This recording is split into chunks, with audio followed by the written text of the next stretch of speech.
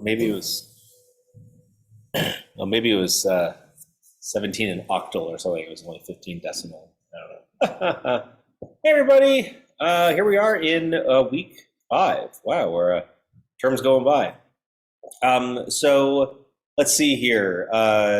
We've got a couple things on the agenda tonight. We'll start off with some Prime Minister's questions. So Project 2 was due today, and there was a good conversation over the last couple of days about questions people had about the requirements and how to implement and everything. And we're happy to talk. Happy to talk about that. Or any of the upcoming work. So we got the Project 3 assignment out there also. Cohen's are due next week. So any questions? We'll start off with that. But then after that, I want to talk about continuous integration tonight, and sort of how that is integrated into the software development process. And then we'll talk about Project 4. And then the rest of the class will be our second pair programming activity. That will happen here in the classroom tonight. So it looks like people showed up. That's awesome. And there'll also be one more opportunity next week for pair programming, which will be either in person or remote. And you need to participate in 2 out of the 3. So, but let's see here. And then that's it. So let's start off with questions. So what can I tell you? What's on your mind? How did Project 2 go? What are you curious about upcoming projects? What'd you like to know? I don't know if I thought the first project was this one is another. Oh, that's an interesting observation. Sometimes the tests are harder to write than the actual program. Yeah.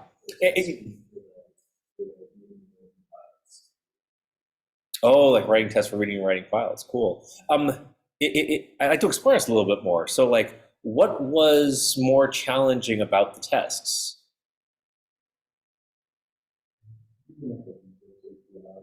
Resource API. Okay. Yeah.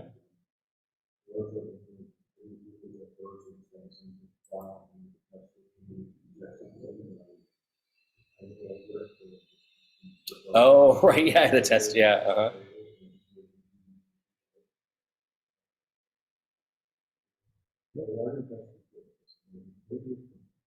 Well, yeah, right. That's the whole idea is that the tests are code, and it's not unusual. As a matter of fact, I find myself doing that too when I sort of think about time wise, because I write the test first. It does usually take longer, but that's because, at least what I've concluded, is that because I'm understanding the problem by writing the test. And after I've explored the problem enough that I can write a test for it, well, I already know what the solution is. So very often, I end up writing the solution so much faster. So overall, it takes, well, it takes only a little bit more time to write both of them, and then I've got the test, and I can make sure that if I make another change, it doesn't break the test. And because the name of the game isn't necessarily to go fast. It's not who gets there first. You got to it's who finishes first with the best solution. Right? You got to meet the requirement. It doesn't do any good to write buggy code fast or code that solves the problem correctly fast. But yeah, that's a good observation. And and you mentioned just in the test that you need to work with files a lot. And yep, that's sort of all that file manipulation and everything like that is also part of the assignment and what you're learning.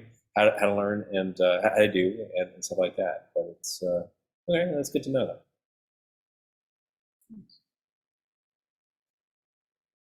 Anybody had a chance to dig into Project 3 yet? It's okay to say no. It's all right. Project 2 was just due today. Yeah, Project 3. We can go and you can go and look and see how students in the past had what do they put down for the number of hours and stuff. What I've heard people say is that after Project 2 is kind of there's a learning curve there, and once you pass that learning curve, though, Project 3 isn't as bad. Now, I don't mean to lull you into a false sense of like, oh, I can wait until the last minute, but in terms of planning your time, and if you're wondering, should I get started now, finish off the cones? If you've got good momentum with the cones, or maybe you're a little behind on the cones, accelerate that because that's due next week, and then Project 3 will still be there waiting for you.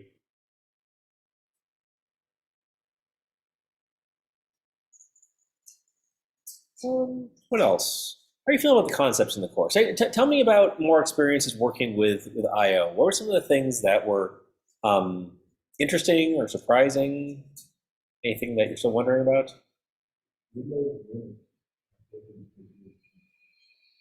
Oh, Windows and Linux text files. Yes, say more. What are some of the differences that you observed?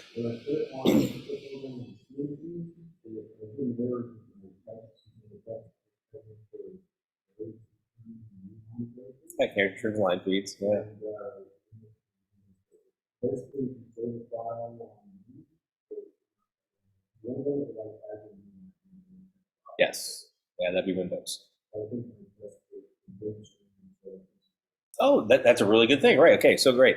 Yeah, so you'd notice that when you create a file on Windows, there's a character turn line feed at the end of every line, and then when you check that file into GitHub, and then you then transfer it to or check it out on a Linux machine, Linux considers that line feed character like, okay, this extra binary thing, and so you had an equals or a contains string, and then a new line or a character turn line feed, and it didn't work. So yeah, you change the test to be a contained string, and yeah, that seems like a reasonable way to do it. I think there are other ways to get around it. I'm pretty sure that what is GitHub? GitHub has some, or rather, Git has some setting that is meant to sort of deal with that. So meaning that I think like on Windows, when you go and add and then commit a file to GitHub, I think it'll strip out the line feed, something like that. And so then it's sort of internally to the Git database, everything is normalized for Unix. But like what you did, I think works fine. Nice. Yeah.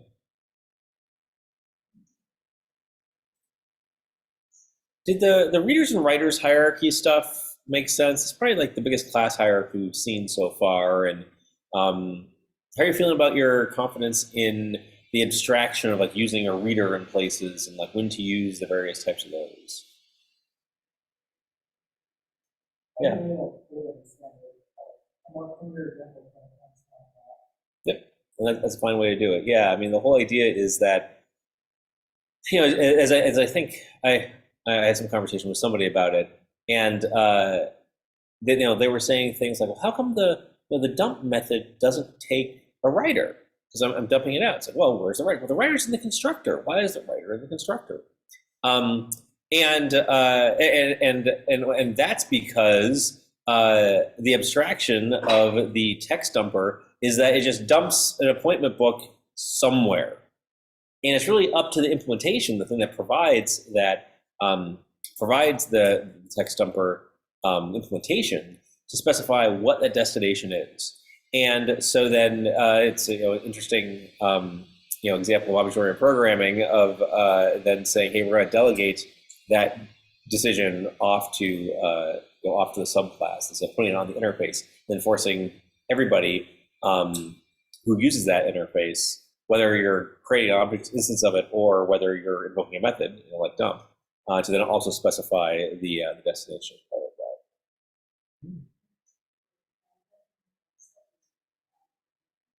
Oh yeah, that object onion. Yeah, yeah. That help?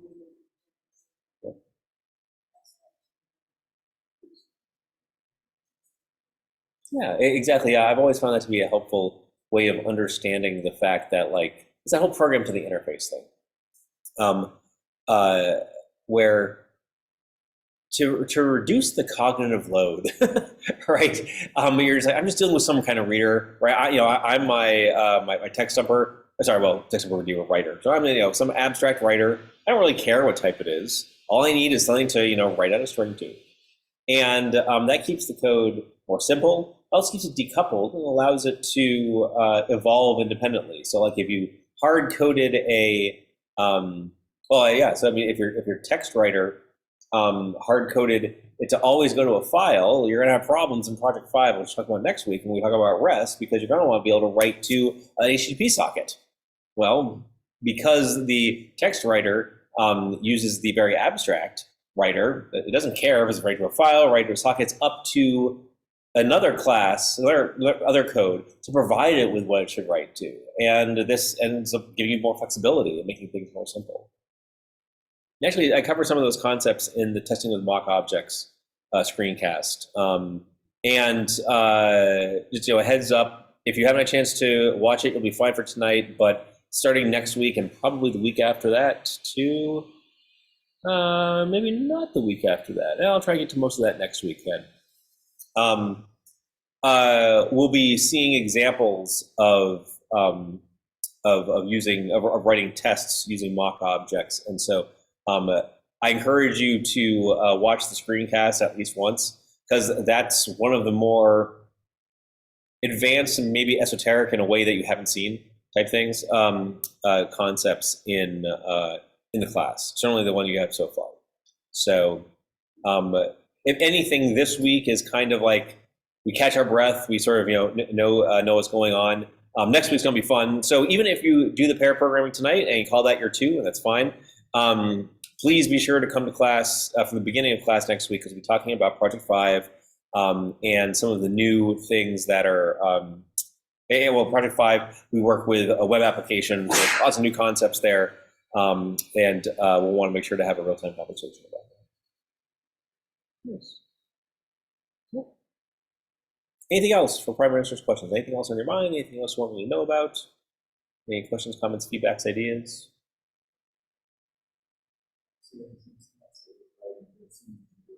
Good question. The next class required in person. So this is the 3rd opportunity to pair program, and only 2 are required. You're more than welcome to come to the 3rd, right? If you want to enjoy it, or you're just here, or whatever. But you're not required to. So and the pair programming will be both in class if you're in class, or if you want to experience remote programming, an opportunity for that. So then, unlike last week where it was, I want you to experience in-person pair programming. This week, hey, if you want to just do the second one to get out of the way, great. Next week's will be either in class for anybody who's here, or remote for people who are remote and want to do it that way. So if you stay for pair programming tonight and next week you're like, do I need to come to campus? No, you don't.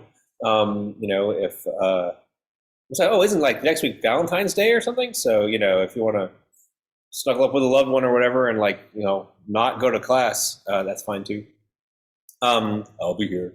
But yeah, so you have options for next week. Nice. Okay, that was Prime Minister's questions. Let's dive into this. So, continuous integration. This is a topic that I've sort of covered in the past on kind of an ad hoc manner, and I wanted to be more structured this time. I wanted to be a little bit more formal in the discussion about it. So, you've been working on a project. And you've been building up your project phase over phase, and you're using tools like GitHub to store the code. You're using tools like Maven to build the project, because the project is kind of complex, right? It's got pieces, parts. It's got all the source code that needs to be compiled. It's got unit tests that you run, and then you have the integration tests and all that kind of stuff. And this is this is the kinds of things that the world of professional software is built on. You have complex projects that require build processes, and you have lots of people that are contributing to them. And so as lots of people are contributing, there are some kind of fundamental questions that arise. So there's the code that you build on your machine, but what is the code that is ultimately delivered to the user? Right, so maybe your code is deployed off to an Amazon Web Service. Maybe it is deployed to your website to download and then have customers install it.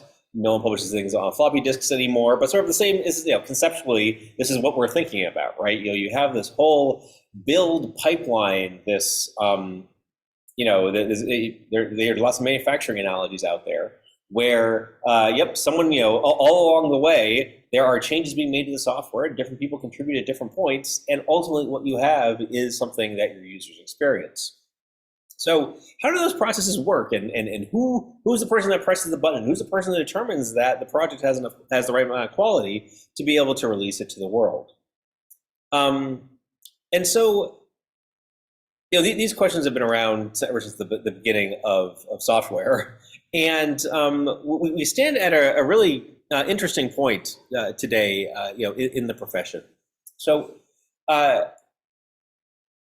really over the last, I don't know, I think it was the last 15 or 20 years or something, tools like Maven and their equivalents in other languages have led to build processes which are more standard or more streamlined. It used to be that like everybody had their own, and yeah, sure there were make files, but if you ever use make files, they're still pretty primitive. Everybody had like their own set of rules and stuff, and that worked well enough, but things were portable. And then when things went open source, initially, yep, everybody had make files, and everybody had different make files, and then various communities said, no, we need to have I want one tool that can satisfy all my projects. And so if you watch or rather when you watch the Maven lecture, you'll hear about the evolution of various build tools for the Java ecosystem.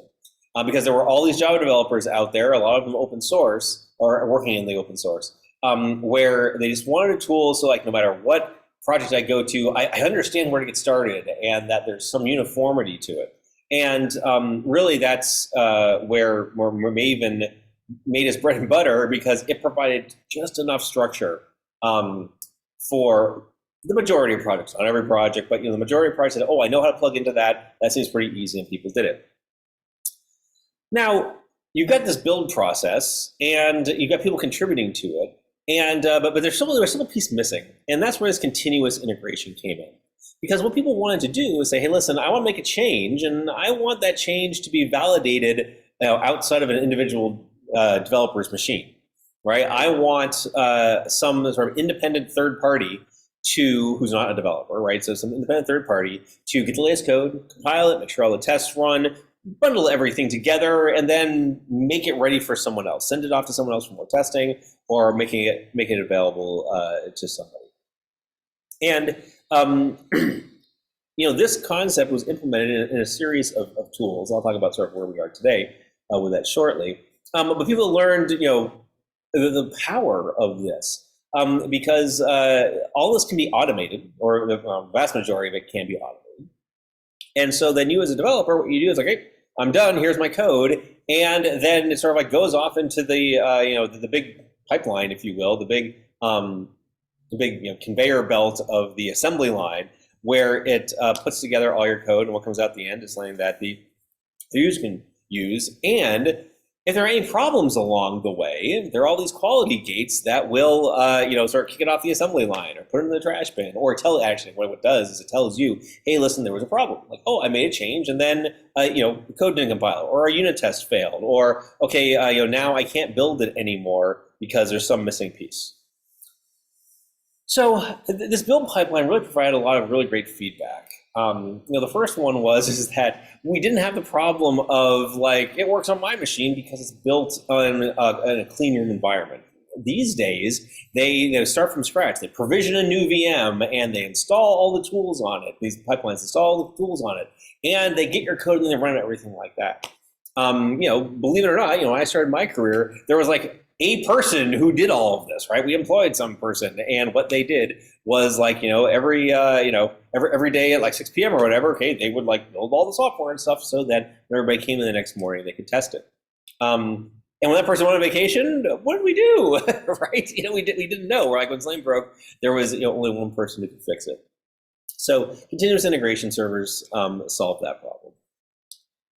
CI also provides rapid feedback, and feedback is not only fast, but it's also impartial. Because you're getting an email saying, "Look, your test failed," which is I'd much rather have that than like the old days when 2 weeks later the QA engineer would come knocking on your cubicle wall and say, "Hey, did you know that this thing's broken?" "No, it's not broken," and all of a sudden you're arguing with a person about it. Here, we find out things earlier. And it also means that because of these quality gates, low quality artifacts never reach a human. So like someone who has to test it manually, or someone who is integrated into another system, they don't get broken artifacts anymore because they're never created in the first place. In addition to it, so initially, these build pipelines were really good at smoking out code that didn't compile or unit tests that fail. But because we had this pipeline, and many of them are very pluggable, they could add all sorts of additional analyses and quality checks in there. So things like, hey, making sure that there aren't any high severity vulnerabilities in your third-party code. Making sure that the quality of your code meets certain standards. Now, sometimes it's linters to make sure that you've got the right indenting or whatever, but there are very sophisticated analysis tools now that will look at your code and identify well-known sort of smelly code or potential bugs or things like that, and then give you that feedback on them. And because this is all software, they can be automated in all sorts of systems and automatically create tickets, and it's really good. So the whole idea is that there's all of this automated quality checking there that sort of happens as part of the build. And so much of this is, so much of continuous integration is meant to reduce toil. So the things that used to suck about software development, like pressing the button to run the build or to do manual validation and stuff, have been automated. And so now we have the robots to do it for us. So and this was especially true when it came to assembling all the pieces parts. Because again, it was like somebody's job to I'll go download this component from here, and I'll go build this component over here, and I got copy this over. And it was super manual, and it was super error prone because it was manual. But that's all been automated now. And so as a result, there have been some really great benefits, both to the people that build the software and the people who consume the software. So developers, it used to be that there was really no benefit in committing code more than once a week or whatever was done.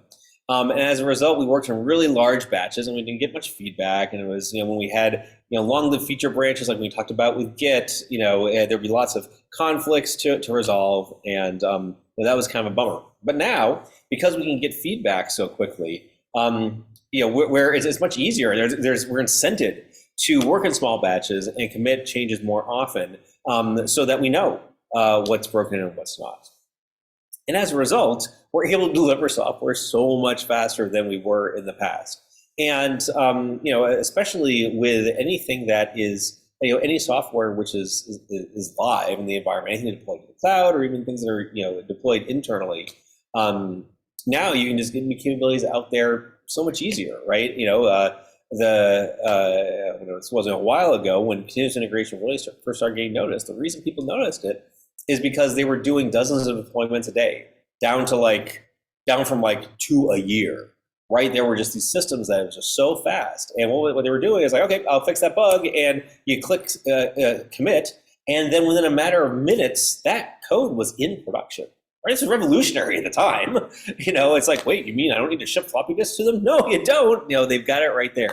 And this has just sort of been the status quo now for a while, and we're never going back. So conceptually, that's what continuous integration is all about. Here's how it works in practice. So most organizations have had what they call a continuous integration server, which is a machine that sits out there. It's got some software on it that does the following. Every couple of minutes, the software will wake up and say, hey, are there any changes in my source code repository? I'll look at GitHub or whatever. Are there any changes there? Oh, there are. If there are, then it kicks off a build. And so then there are, it gets the latest changes from the source code. Hopefully all this is provisioned in a clean environment.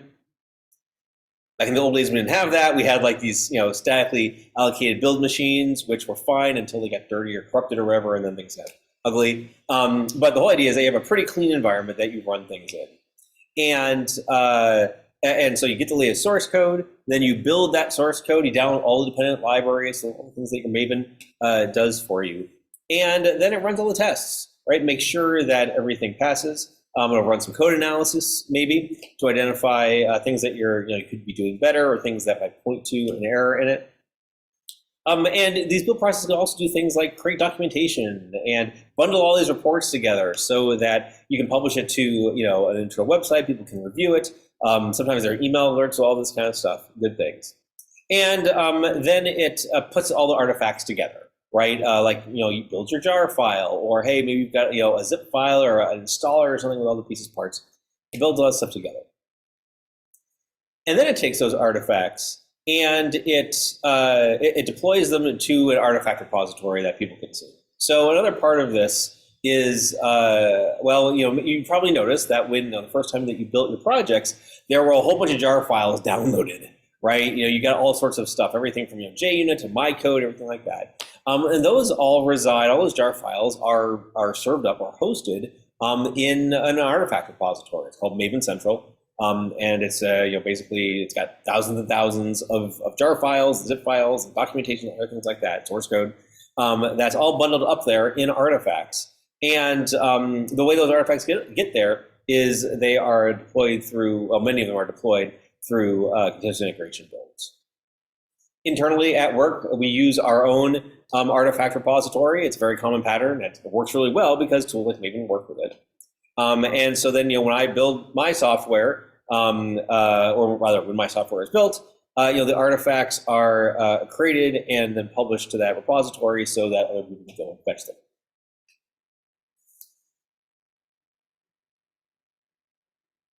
So before I move on, does all that make sense? Is this familiar to you? Have you seen this kind of thing before? Have you worked with continuous integration? Okay, I'm seeing some nods, so at least it seems a little familiar.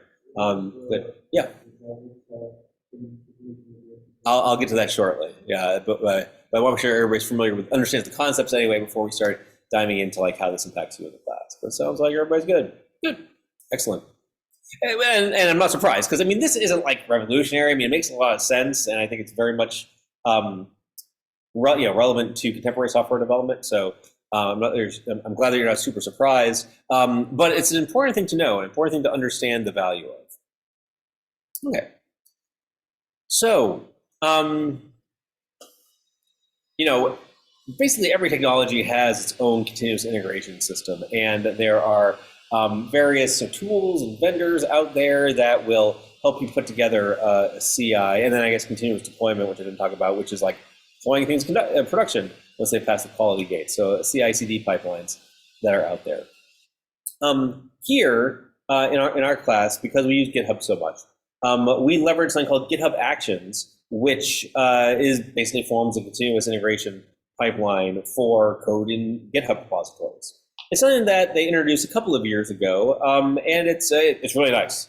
I like it, and some of you have probably noticed it, right? So maybe like one of the when you started working with your repositories, you might check some code that didn't compile or a unit test failed or whatever, and you got an email from GitHub, right? Did people experience that? Yeah. Well, that was your continuous integration running. And so I'll look at the file here in a minute. But the Getting Started repository, from which all of your repositories were created, has a file in a .github directory called .github/workflow/maven.yml, which instructs GitHub on how to build the source code in the repository. It's actually a really powerful concept, and it's super easy because all you do is check out a file to your GitHub repository, and then GitHub takes that, it looks at that file, and takes care of the rest. So what that maven.yml file does is that it builds the Maven project that's in your repository. And so that then when Maven detects the presence of that file, when GitHub detects the presence of that file, it'll create these what are called actions based on the configuration that's there in the YAML file. And what the file in your GitHub repository does is it says, hey, listen, when there are changes on the main branch, so when code is committed to main, then it'll go off and provision an Ubuntu machine that runs latest supported version on GitHub of Ubuntu Linux. So it's got this machine that it'll build it on. Then it checks out that code from GitHub on the main branch, and it runs the build, right? So it does a Maven W verify. And so that does what you all do when you run Maven W verify, right? So it'll go and it will download all the dependencies, compile the code, run the unit test, run the integration test, verify everything's okay. And then it'll tell you if it passes or if it fails. And if it fails, it sends you an email saying, hey, listen, it failed. And I think it includes details of why it failed, but it gives you a link back off to GitHub where you can go look at the reports so you can find out what went wrong. I also have the CI build configured to run 2 times, or rather to run in parallel. Once running with Java 17 and the other one running with Java 21. I found that different people have different versions of Java running on their machines, and so I maybe can, or rather GitHub can do it. So I have it running twice. So let's look at what that maven.yaml file looks like. So here, well, this is the katas. It's got one too. Let's just look at the one from just the Java Winter 2024 one that I created. So if we go and look in .github workflows maven.yaml, this is what the file looks like.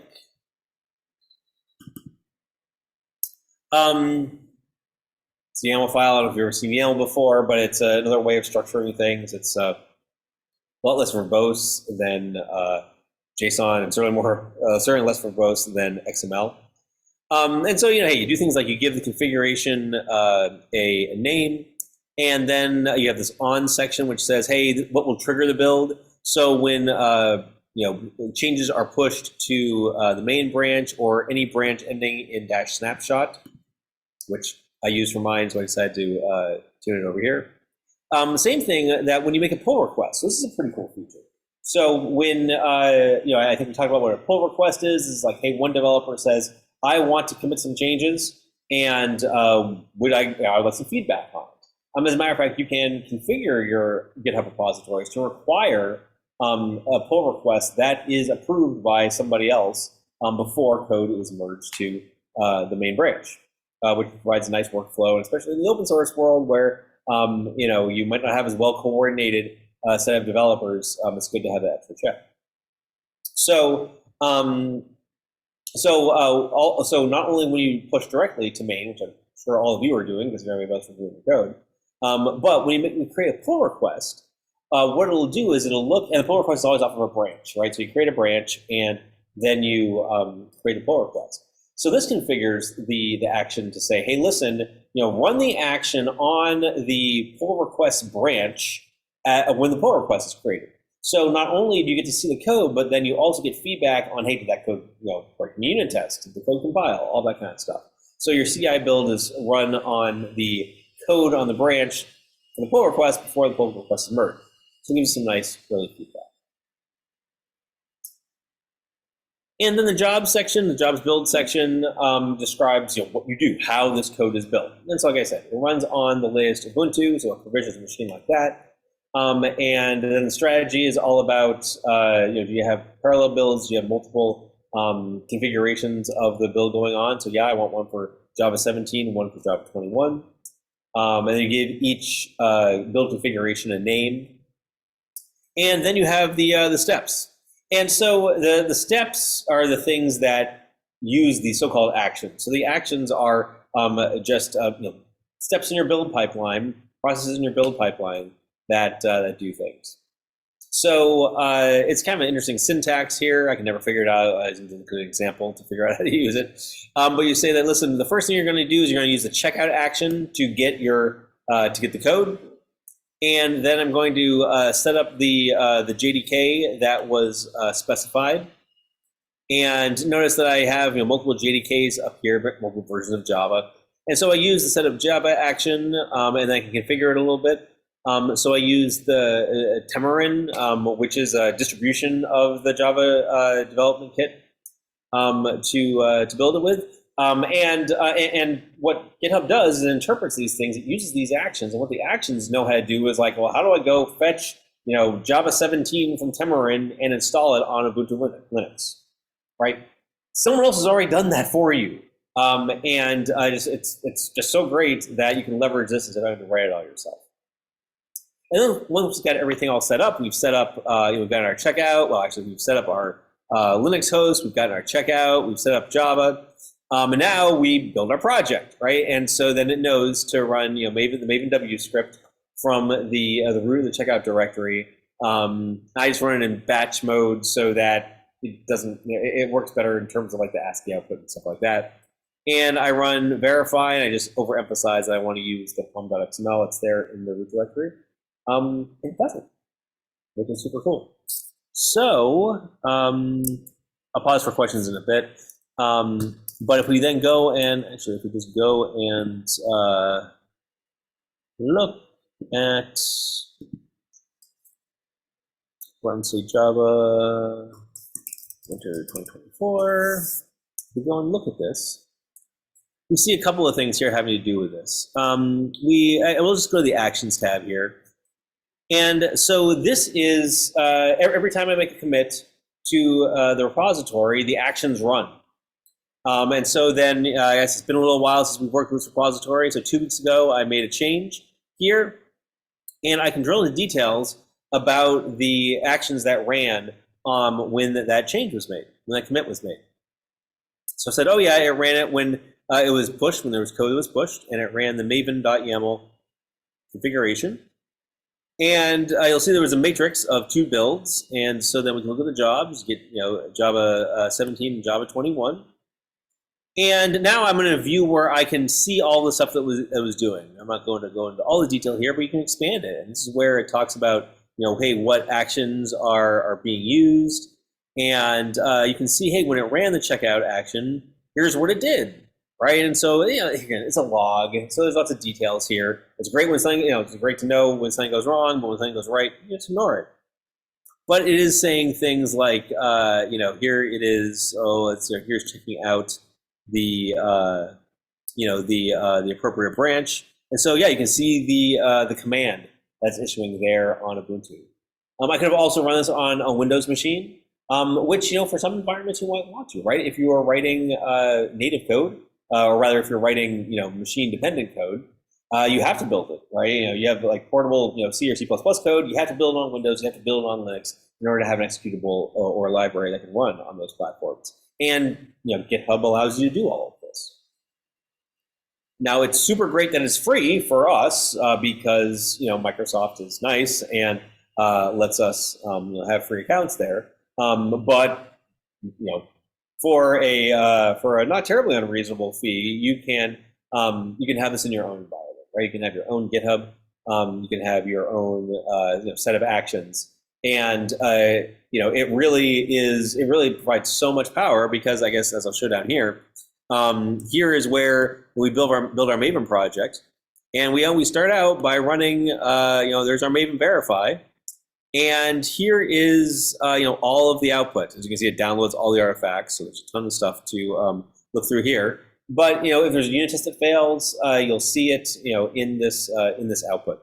And it's all there, and it's all done for you automatically. And so this gives you really good feedback. And let's see here. If you just go back to your code, you'll see here when it talks about the latest commit, it says who made the commit, when it was made, and here's the beginning of the message. There's also a green check mark here that says, oh yeah, the actions that ran on that were successful. So it's really easy to see, for the main branch, what is the quality of the code. And so it just gives you, a nice, a good indication of, is your continuous integration healthy?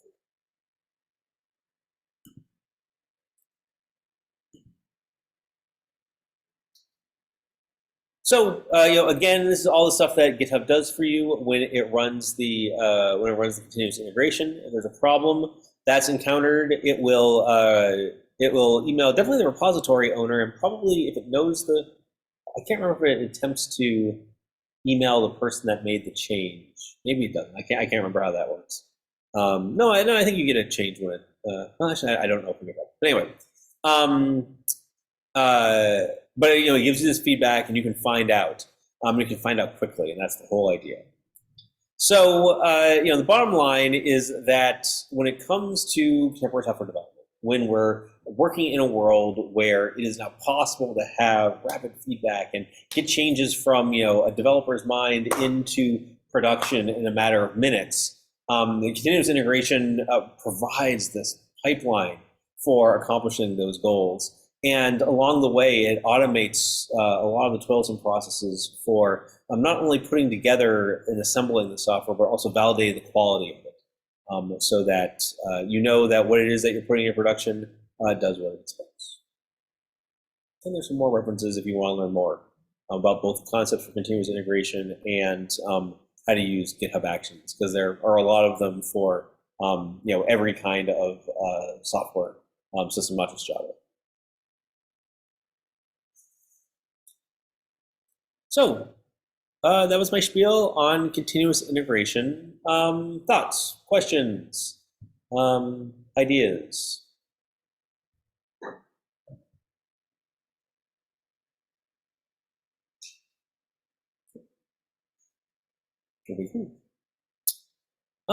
There's one other thing that's kind of a follow-on to continuous integration, right? I was talking about how there are these quality gates, and there are all these tools that will analyze your source code. And I wanted to show some of them to you because they're there in the Maven project, and I think they're pretty cool. So let's see here. Oops, there's some stuff here. I don't want to be in the katas directory. Let's get this out of the way. I want to go back to the just the plain old Java winter 2024. Sorry about moving. Okay, so here's our repository that we created on day one. It's got the appointment book project in it. It's got the cones. It's got we'll put some more stuff in it next week. The student project, all that good stuff. And we saw how you can run like Maven Verify here at the top level, and it runs all the sub projects. It'll run your appointment book and student and things like that. But there is another. Close this out. There is another thing about that Maven can do, which I haven't talked about yet. That's called Maven Site. So, Maven has this plugin architecture where, it's got a plugin for the compiler and for the thing for running unit tests, and we'll see next week the thing for like building web applications and stuff like that. But it also has a reporting plugin framework. Because one of the things that's important to do with software is not only to run everything, but also you use something that's human consumable in terms of information about your project, about the quality of your project, well, the quality of your project, and just information about your project itself. Because Maven was developed with open source developers in mind, and when you think about open source projects, it's not just like delivering the software. You need to explain to people what your software is about, right? You need to help them use it because you want people to consume it. So generating reports is a really important part of Maven. And part of the Maven life cycle is not only build the code for your project, but also build what they call a site, like a website, for your project. And there's all sorts of things that you can put in it. You can put in information about, or rather, it can generate information about the project itself, like who the contributors are, where to find the source code, copyright and license information, all sorts of stuff like that. And then it can also provide reports and documentation about the code itself. So we learned about Java docs, right? And you've all been using them in your test. And the Maven site will build Java docs for you when properly configured.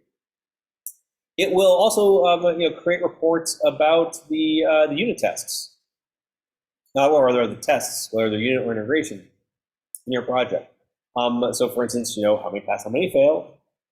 When you're running with Jacoco, you can get those reports. I think several of you have looked at that summarize how much of the code is covered by your tests.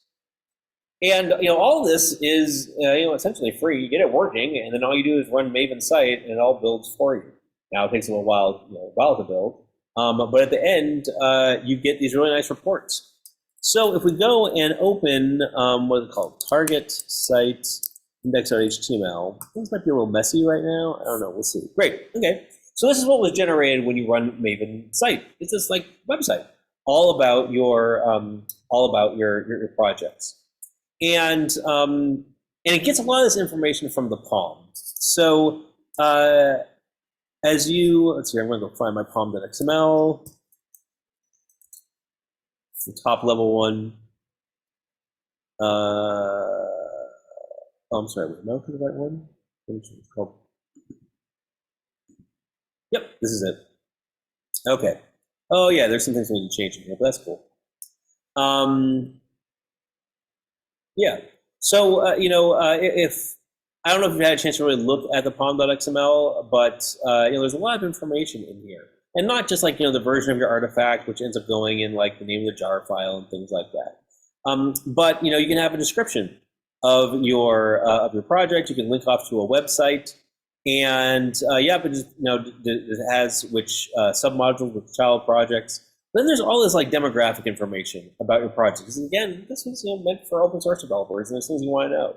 It's like, hey, what year did you start, and like who are you, and who are the developers, right? When we do our pair programming, we go and sign up for which room we want to be in. You put your name into the pom.xml, the developer section, and the reason you do this is because there are report plugins that will consume this information and then generate into a nice, pretty report. So that's all here. So like this text right here is like source code written from the winter 2024 offering. Well, that comes from the POM, right? That was this description right here. So then, gosh, it's got like modules and stuff. You can, let's see here, get information about the licenses. So for instance, I say that my license is Apache, and I put information about it like this, and then the tool that builds the report knows to generate a page like this, which has the complete contents of version 2 of the Apache license, which has been updated recently. That's good to know. It'll also tell you about like your source code management. And so then, this is a little out of date. I need to, or rather, this is inherited from the parent project, so I probably need to change it for the child project here. But like, yeah, it gets it right here. So it knows certain things. So actually, like this right here comes from this URL right here, which was fine for the template, but I'm going to update it for me. That's that. I think there's also, here it is. I need to change this also. And I should probably also change this stuff too. I'll go through in a little bit, make some of these changes. But let's see here. Where else is that GitHub mentioned? Oh yeah, down here, I can specify that, and you can do this too, right? I mean, this is kind of, I think this is cool stuff, and because what it does is this. Because you can generate reports, and this is kind of cool. So what else can you see? Well, you can dig into the sub-projects here. Some of this stuff isn't hooked up correctly, and I'm just going to take a couple of minutes and try to get this working, because I think what you do, or once they do, we'll see some really cool stuff. So let's see, let's just find this. I'm going to change that here. So I need to change this in lots of places in my code. Or maybe I don't. Actually, I don't. So my user ID is going to be this plain old Gitlock. Is it anyplace else? Nope. Nope. And do I have GitHub user anyplace else? Nope. Okay, so that's all good. So I need to do that. And then the other thing that I need to do, and by the way, all of this is documented in the README. If I look for site, how can I create a website for projects in this repository? Here's all the details about this, what it says that you have to do. So we'll go through some of this. So yeah, there's some things that I need to patch up. Awkward angle there. Need to patch up here. I need to, what I need to do is I need to look at my projects. Oh yeah, and some of you have noticed, where is that? Well, actually, I think IntelliJ will show it to me. So if I go and look at the Maven, and actually if I refresh Maven here, I think this thing complains about, there's some warnings, and I think someone's reached out to me on Slack about, oh yeah, things like this. This parent dot relative path of this POM is wrong, and that's true. If we look at what's created out of the box for the student in the employment book project, they say, or it says that the parent of this project is like plain old CS410J, when instead it should be this parent here in the project. It's just the way that it comes out of the box. I don't know how to fix it. But if I go and I manually say that I want the, yeah, this should be winter 2024. I was going to change all sorts of things. But basically, what I need to do is I need to correct the parent-child relationship for all of these sub-projects in here. So the parent is not CS410J. Instead, what it is the port and state Java. Sorry, this would be. I'll call that port and state. It's not going to autocomplete for me, is it? It's got to be. Actually, oh, it's just got to be this thing right here. I'm just going to copy that and paste it over here. Paste it there. Oh, what doesn't it look like? I haven't built it yet. That is true. What happens if I try to refresh Maven? Will it figure it out? Oh, it did, and it was happy, but I didn't find it. Oh, it did find it. Okay, good.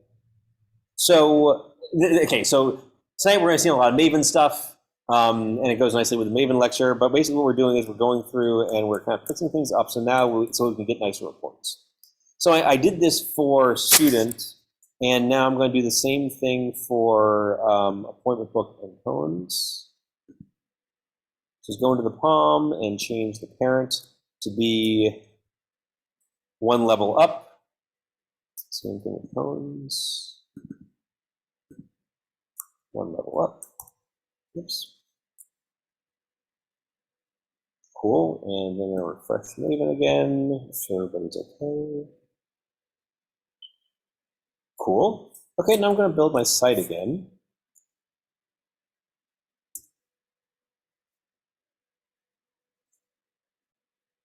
That should patch up a lot of things. Let's see, do I need to change? No, some of these could be, I suppose, updated. I think it's all right.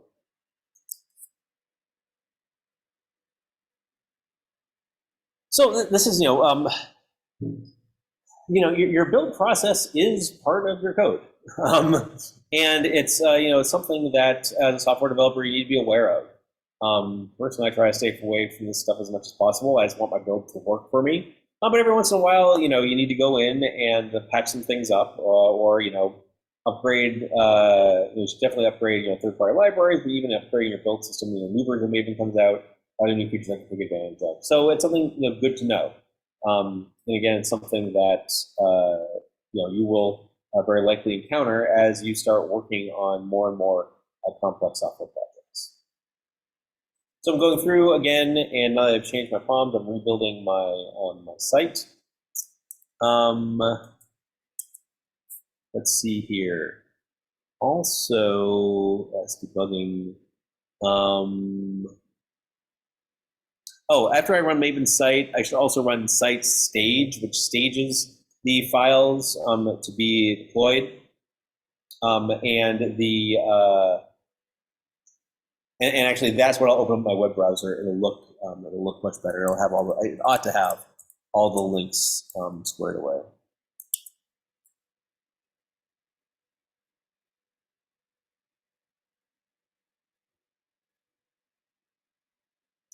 And actually, so I have Maven to do all sorts of things. Oh yeah, find bugs or spot bugs. Once we get all this stuff squared away, I'll show you some of the analysis that you get, which I think is pretty cool. But as you can see, it's creating all these reports, things about reports about the Maven plugins that are available. It's putting together Java doc. It also does some analysis. There's a tool called Find Bugs, which basically scans your source code and then looks for coding patterns that are known to be buggy. Things like improper use of certain APIs, proper use of certain language features. There is this ever-growing repository of this problematic code, and there is a so I do make the site stage. And there's a tool that will apply all of those analyses to your code. And again, it's open source, it's free. It just sort of does the right thing. And so now when I open, what is it, target site stage? No, target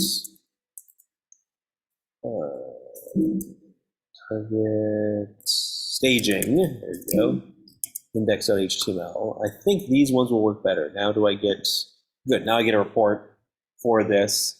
And I can do things like look at the project reports, like I can look at the Java doc for my appointment book. And so it generated all the Java doc as HTML for me. And we've all seen how this works off of the code. But I've got configured to do things like, I've got it configured to go link off to the standard Java doc. So I can go, I want to learn more about string. I can just click here and it goes from my Java docs to the official Java docs out on the web, which is nice. And so then it makes the Java docs way more useful because this will be deployed to my website. Then it's easy to get to the stuff on the official Java website. So I've got Java docs. I've got, here's spot bugs. I don't know if it's going to find anything terribly interesting right now. Did it find anything? I found here's one. So it says, on line 16 of the project 1 class, I click on it and it brings me to the code and it's saying that, there is a dead store here. And that's because, yes, I assign this value to the appointment object and I never use it any place. This is a smelly thing, right? It's like, well, why did you do this? Right? It wants to bring it to your attention. And so, that's the nice thing about these reports is that, it scans it and sort of just tells you without any snark in its voice, hey, here's what's wrong. Here it's telling me that in text dumper that it might expose an internal representation by storing externally mutable object into dumper.writer. Well, that's interesting. And it's like, well, what the heck does that mean? Well, you can click on this link right here, and it brings you off to, it's supposed to. Let's see here. Well, somewhere on this page, I guess the link isn't very, or maybe it did. Did it link off to it? Sorry, I'm going to open this up in a new tab so I can go back and forth more easily. This was, category malicious code. What's this right here? That's the thing. It's basically telling you about your code. And it's telling you there's something, potentially bad here. You should look at it. And but it's medium priority, right? Not super bad. Here, this was, they thought it was high. It's like, you should really clean this up. This is just, like, why are you creating that variable? Well, why are you creating that object assigned to a variable and not doing anything with it? This is probably wrong. And then this, this just gives you feedback on your code, so you can decide whether or not there's code that you want to fix. Yeah, question. So I'm confused about how to define priority. If you look at the bottom one, it's category malicious code. Yeah. It's the category for the person's style. And yes. Why is it rating a style issue as high priority? Right. And something that says malicious code as medium priority? I mean, I'm not arguing malicious code as medium, maybe it's other things are high, but style does not strike me as something that should be really high. Well, and that, yes. So, and I don't really answer that question. Now, it might be that in the documentation, it does provide, better, let's see here, does it provide, well, yeah. I think we'd have to, or is it like one of those things where like some places have rating systems where it's like priority 0 means if you don't fix this before you go. Right, that highest priority, lowest priority, yeah. Priority 5 is sometime that's speaking of it. Yep. I think, I don't know who decides, because we can bring a point. It's like, well, really, there's like a high priority style. And yet, I think we can agree that like, a dead local store isn't something that you want in your code. But is it? Yeah. But is this high priority? Is this issue really higher priority than this? Yeah. So someone made a decision out there, and so then I think as with everything, we have to make our own decisions and use our own critical thinking, apply our own critical thinking skills. to this kind of feedback. So it's very easy and cheap to get the feedback, and maybe we get what we pay for in some cases. But yeah, but now I am curious, like, yeah, it looks like the links, I might, yeah, maybe it doesn't look out for the documentation as well as it used to. Bug descriptions that, oh, yeah, so like, where is the local store? Local store, dodgy code stuff. Oh, interesting. Okay, so yeah, maybe this documentation, I think the document changed out from underneath it. Maybe I haven't upgraded the spot bugs plugin, or maybe the plugin hasn't been upgraded yet either. All right, sorry. But anyway, you can. But this is the kind of stuff that the reports can provide you. And then, also, the Jacoco code coverage. Some of you might see these reports before, but these are reports then that tell you how many, how much your code has been covered, and you can drill down into individual classes, and you can see the by method red, red and green, and I guess yellow means something too. I don't know what yellow means. Which code, which lines have and have not been covered by your tests. And again, all this comes pretty much out of the box, which is nice. And again, it's pretty cheap to do. Oh yeah, the Surefire report tells you about your unit tests, and it tells you. Let's see, I guess I don't have any skip tests here, but it tells you for this particular run, what your success rate was. And you can imagine, right? Hey, you build this part of your continuous integration build, and you go and publish it someplace. So that's good feedback there. Okay. Any questions on these reports? That was a good one, about good observation in terms of what kind of quality is they're providing me. What else are people wondering about these reports and what they can tell you? Right. So what I did locally is I just open it's generated inside the target directory, like all generated artifacts in Maven are, and it resides in the staging index.html. I just use the open command on the Mac to just show it to me, and so you can open it up however you want. There's also another way to do it, which is what I want to talk about next.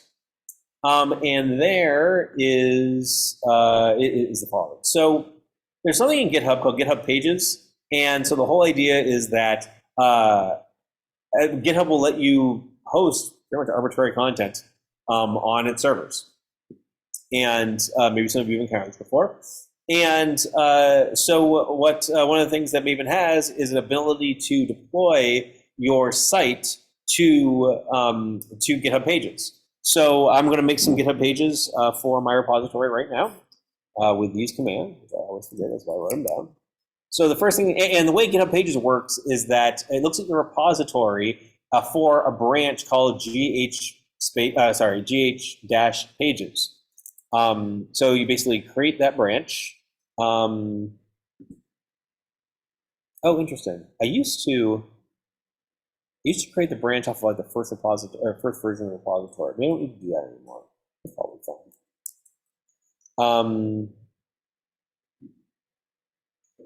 No, I think it's fine.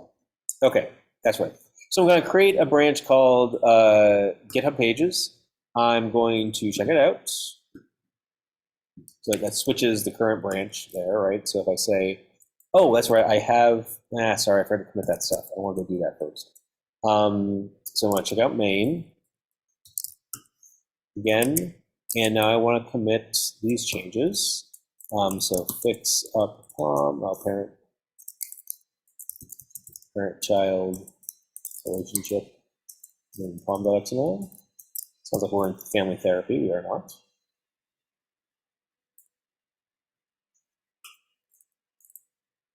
Okay. Now I want to go check out the GitHub pages again.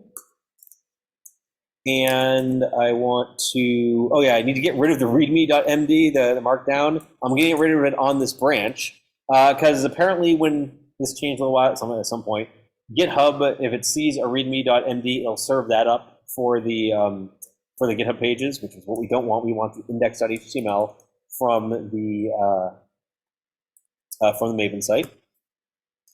And do this, cool.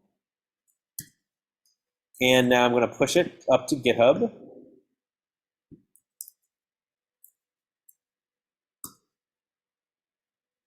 Nice. And so now if I go and I look at, well, if I go, actually, let me close this, I guess. And now I have a GH Pages branch that has my latest change on it, and it has no README because I deleted it. And now what I want to do is I want to go back to the main branch. And well, I already, let's see here. I don't need to run it again. I think I've still got my target staging. Yeah, I've still got all that stuff. So now, sorry, I need to go back to my main.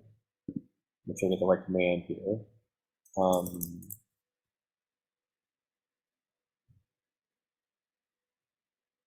There we go. So yeah. Now, okay, I've run Maven site. I run Maven site stage. Now I run this SCM publish SCM task. And what this will do is it will take that staged website and it will commit it to the GitHub Pages branch. It'll basically put all the HTML there. It's okay. It's complaining about something. I don't know. And it's putting all this in there. As you can see, it's doing a whole bunch of git add commands to put all those HTML files in the repository, and then eventually it's going to commit that. At least I think it is. Gosh. Can't tell if this in some like not just infinite loop or something. I haven't done this for a while. Oh, there it is. Okay, let's see if it's doing something different now. Okay. And so then let's see here. What? Oh, and then did it push it also? It might. Maybe it did. I don't know. Let me go see. Does it know how to push it? It might. Site check-in for project. Oh yeah, looks like it did it. And so now we have. It's kind of ugly because everything's here at the top level, but now like we have an index.html here someplace. So there's index.html. Great. Now, if you look at it here, it's just like raw source code. However, if you then, so this is off on the GitHub pages. If you go back to main and you find the site, if you then go to a URL like this, if I go to, well, let's copy it here. Oops. Link address, open up a new tab, my GitHub user, and some lowercase. .github.io, and then the name of the repository. It serves up the index.html. So now, I mean, this is on GitHub. Anybody can see this, right? So this is how GitHub Pages work: is that they offer statically hosted content here, and through the magic of Maven, you can easily deploy your site off to github.io, and now anybody can see your code. As a matter of fact, is that it might not. Nope, that isn't okay. That link is broken. But if you go and look at like this my regular Portland State Java, oh, it's kind of busted. Okay. But anyway, but it's all up here, and now and this is how. These open source projects work. If you work with more of the Java ecosystem and you start looking for projects on GitHub, you'll see that they have the same kind of documentation because it's really easy to generate. And it's something as your code evolves. Like every time I do a new release, or whenever I like every time I have a new term and I publish and I update the code. Every time I teach a PSU, I update the code for that new term. I generate new documentation and publish that to Anyway, any questions on that? Yeah.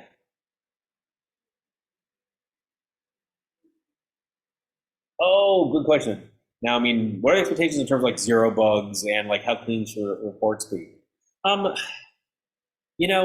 take a pragmatic approach to these things. Zero bugs is possible. There are people that advocate for that kind of thing.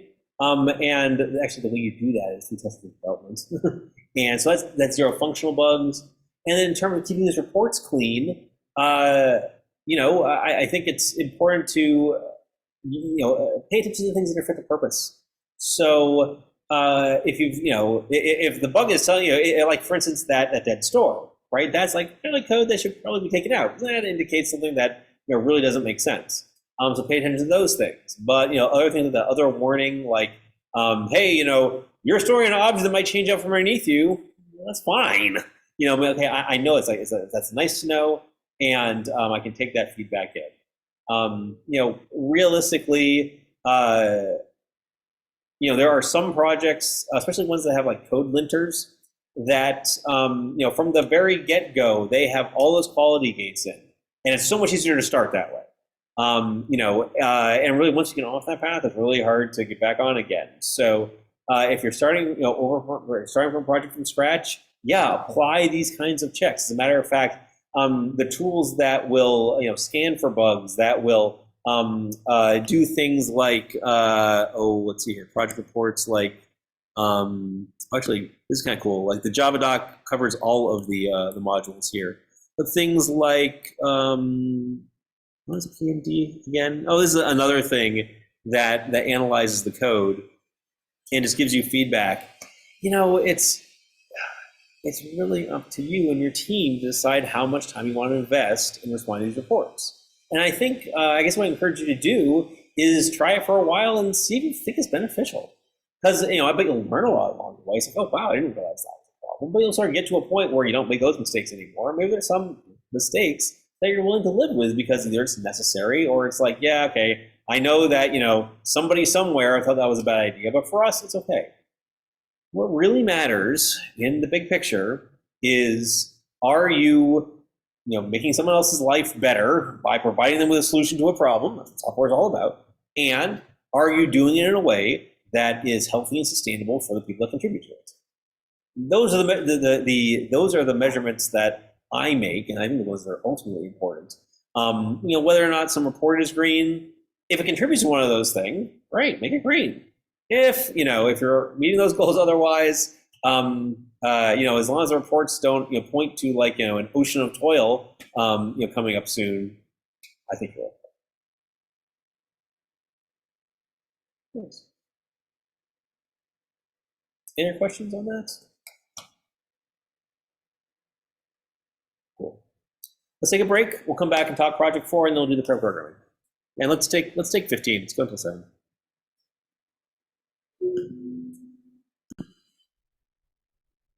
Okay. Hey, everybody. Welcome back. So, yeah, question. Oh, yeah.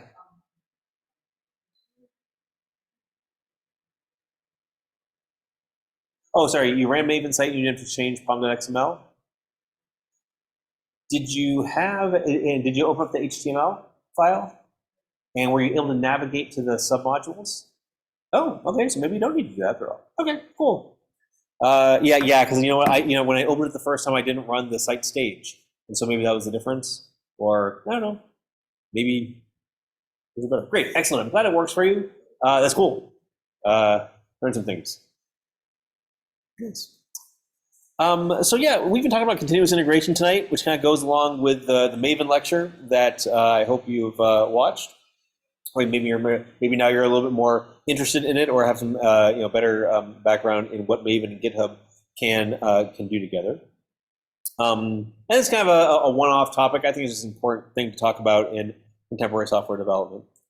And before we get to the kata tonight, let's talk about Project 4. So in Project 2, the project you just completed, or maybe you're still finishing off, you took an appointment book and you wrote its contents to disk. And this allows the appointment book to be persisted between program invocations. And so now your appointment book is sort of an order of magnitude more interesting, or the program is an order of magnitude more interesting because now you can save appointments between runs. And part of the assignment for Project 2 was to write, was to figure out what the format of your text file should look like. And it was completely up to you. Or you can choose whatever you wanted. And I'm sure each one of you has a completely or a rather different format. And that's fine because it works for you. You can write a file and you can read that same file in. But one of the things that I'd like you to experience is having to conform to another format. And, I thought, oh, maybe I could have, a specific text format or whatever. And like, that sounds like really hard to describe. Instead, I'll leverage XML. And so XML is the extensible markup language. This is a standard for having structured text, expressing the structured data in text format. And so then there is a lecture all about XML. I guess it was probably a couple weeks ago now. Maybe it was week 4 when we had it. Yeah, it was in week 4. And so then if you haven't watched it or haven't watched it in a while, please go back and do that, because it does provide a lot of important background, not only on XML, but also how you can use XML with Java. So there's something called a DTD, a document type definition, which specifies which defines the structure. Basically saying, hey, what elements are inside other elements. And your goal for this project is to persist the appointment book in an XML file that conforms to this DTD.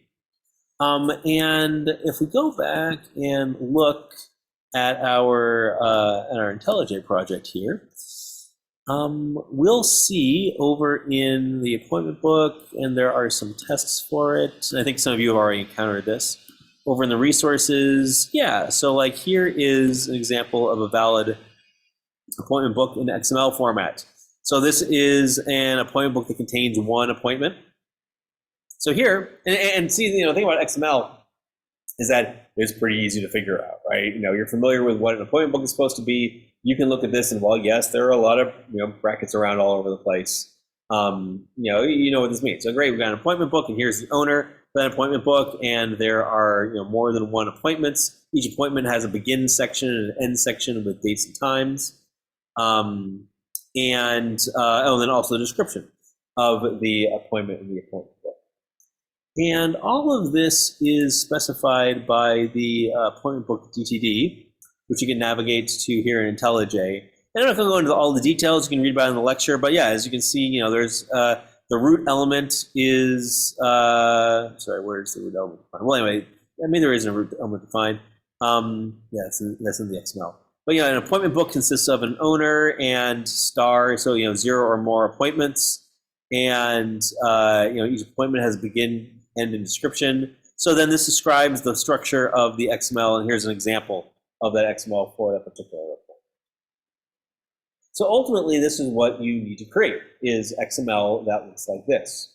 And as you'll learn about in the lecture, if you haven't watched already, there are Java APIs for generating HTML. I recommend that you use the DOM, the Document Object Model API, because what you can do there is you can turn your appointment book objects into these DOM objects, which then can be easily transformed into XML data and written to a file.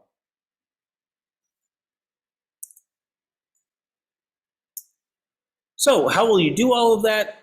Well, it'll be adding some new code to your appointment book application. We're still using the same Maven project. You don't need to create a new one yet. When we do the web stuff, we will need to, but that's next week. So the first class that you'll have to add is a class called XML Dumper. This is another implementation of the appointment book dumper interface. So in project 2, you create a text dumper, which dumped an appointment book in just plain old text format, or rather the text format of your choosing. Here, you'll have another implementation of that interface. You'll have a dump method that takes an appointment book, and it'll dump it to some destination, some writer, using as XML that conforms to that DTD. Let's see here. Oh yeah, and when you do generate the XML, it should reference the DTD using this URL, which I'm pretty sure I've got code to do out of the box. So if you look at the tests, well, I'll get back to this in a minute. I'll talk more about the requirements. So there's an XML dumper and there's an XML parser, which implements the appointment book parser and reads an XML file, and from it creates a new appointment book object. So the same concepts from your text dumper and your text parser, but now it's implemented using XML. There's also there are 2 classes in this project that have a main method. The first one is called converter. So what converter does is that it converts a text file into an XML file. That's all it does. It takes two arguments, and the text file and XML, the input text file and the output XML file, and converts that text file into an XML file. And I think I have a footnote down there that says that it should be really easy, because if you sort of understand what your objects are all about and what the purpose and the responsibilities of your text dumper and your XML parser and all these kinds of things, it's just, only should be a handful of code, probably like 10, 12 lines of code. If you find yourself like writing pages and pages, take a step back and reach out to me and ask for some help. So there's converter. And then there is a new main Project 4 class that continues to build upon the format the command line of Project 3, but it adds the ability to read and write XML files. So all of these are the same, but now we've got the dash text file. In addition to dash text file, we have dash XML file. And so then the program can take either a text file or an XML file. Like I said, it's an error to specify both. I suppose I could have implemented convert capabilities that way, but I got it. So anyway, but it's got dash pretty, just like your Project 3. Note that the begin and end times are the same format as Project 3. So it's AM, PM, and a time zone. So yeah, all that same stuff. As always, there's the usual caveat about exiting gracefully. So if the command line's messed up, if something's wrong with the text file, or the DTD file doesn't conform to the DTD. Sorry, the XML file doesn't conform to the DTD. So it's another thing that you need to test for. What happens when you try to send an XML file that doesn't conform.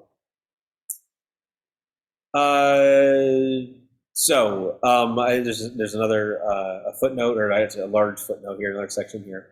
About the JAXB API. So there's an API in Java called JAXB, which makes XML generation pretty easy if your objects are well suited for it, and your XML structure is well suited for it. I don't know if it's possible to do this project with JAXB. You're welcome to try.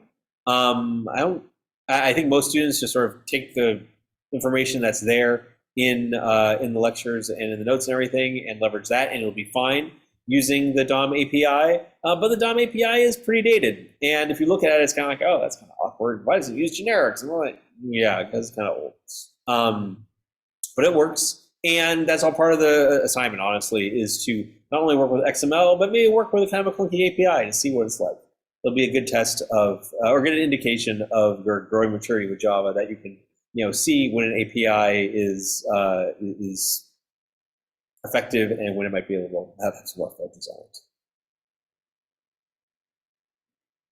I want to talk a little bit more about the implementation of what's there in the source code, but any questions about the project in terms of requirements or what was expected of the project?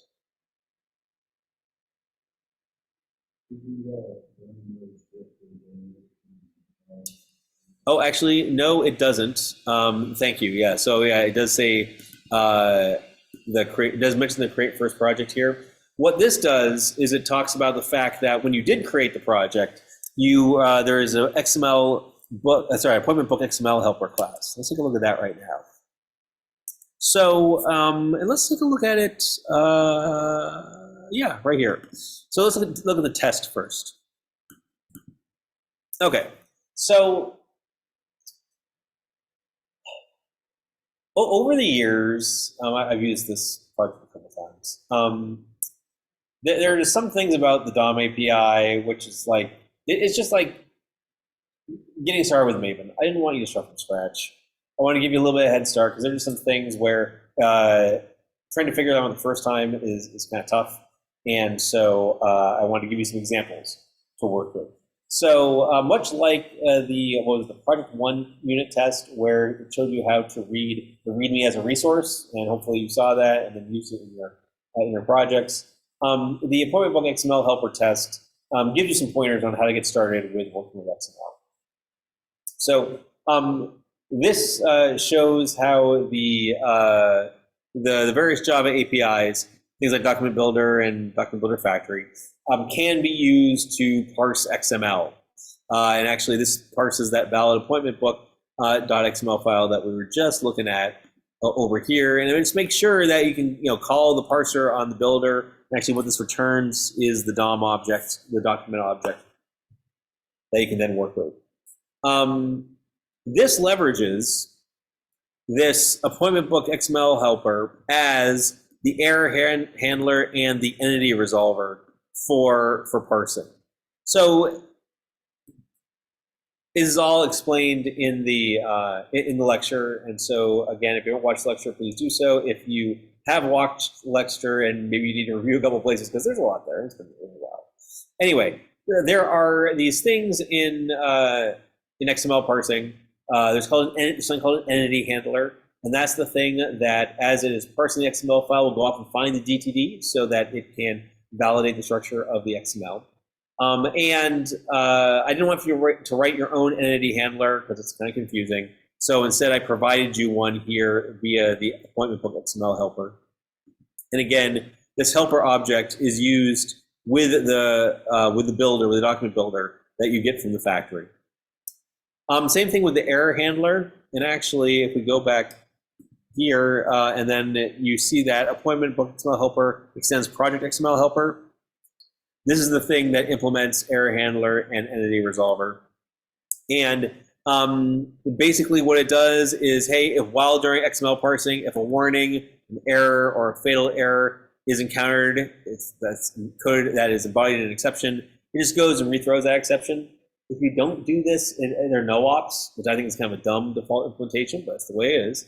So I wanted to make sure that if there is some problem that occurs, that the exception is not swallowed. And then if you really want to study this code, this is the magical code that will go out and find the DTD file. It doesn't actually download it from the internet. Instead, what it does is it loads it from it loads it as a resource. It loads it as a resource.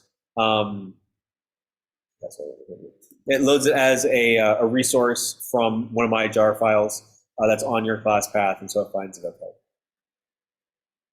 But the bottom line here, so this is all code to help get you started. This is stuff that I wanted to provide for you because I didn't want you to have to figure it all out yourself, along with everything else in this project. And so then, the bottom line here is that this unit test tells you how to you get the appropriate document builder object to then parse XML from some source. That's what that's all about.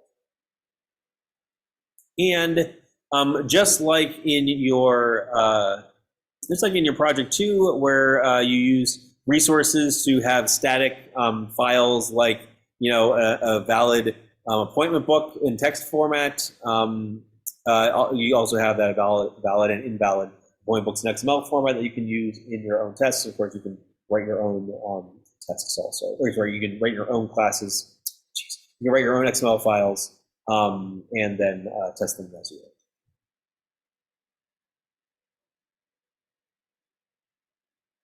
So that's project 4. Project 4 is due February 21st. I'm just going to double check that. Nope, it is due the 28th. Sorry, I need to update that. And the assignment is due February 28th, which seems like a long ways away. But I encourage you to get started on it now, or sooner, because projects 5 and 6 are kind of big. Any questions on that? Might be stuff, more learnings and opportunities. Cool. So I'm just like, yeah. It would have Okay, been $700. We would have been fine on rent probably then, but now it's just like, yeah, that's. Katie? Sorry, I didn't quite understand what you were saying. Maybe not to me. That's cool. No problem. Okay, so that's project 4. Let's talk about. Back on today. Let's talk about the pair programming. So, let's see here. Last week we had our first pair programming activity. I demonstrated some pair programming and got to participate with all of you. Thank you again for doing that. That was super cool. And then this week we are going to dedicate whatever remains of class to another pair programming activity. And this one we've got a new kata. It's called the Diamond kata. And basically it's a text formatting kata. And the idea here is that you give it a certain capital letter of the alphabet, and then what the program is supposed to output is a diamond that looks like the following. So in the middle of the diamond is the letter that was provided, and then above and below it you have this symmetrical diamond. A triangle going up and a triangle going down for each letter. Starting at A, going through the letter that was inputted, and then going back to A again. Pretty straightforward in concept. Any questions about like kata or something? Yeah. Sorry, I was interrupting. Okay. So is this done in IntelliJ? I will. Yeah. Okay. Great. I will show you. So in the kata project. So did you watch the recording from last week by any chance? Oh, I did. Oh, you didn't? Okay, no problem. Okay, so the first thing, let's see here. Have you shared your GitHub repository with me? Yes. Okay, so I probably added you to it already. So then here, let's see here. I'll help you get started after we all break. So I'll work with you and your partner to make sure you've got it. But yes, so here in the Kata's repository, there is a directory called a diamond, and we've got up to 5 pairs. I think we're only going to need 3 tonight.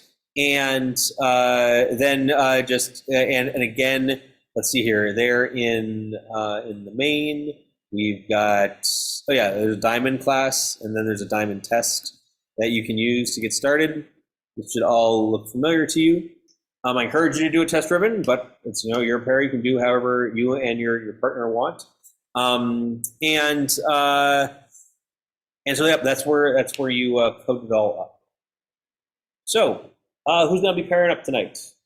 How are we pairing? Is everybody, all 6 of you in class, going to stay for the pairing? Awesome. Good. So I think I'm just going to end the recording then, and so then Katie, have a good evening. Hope you're feeling better, and hope to see you next week. Otherwise, I think we're done with the recording for tonight. I am just going to end it. Good you all. Cool. Okay. Stop recording.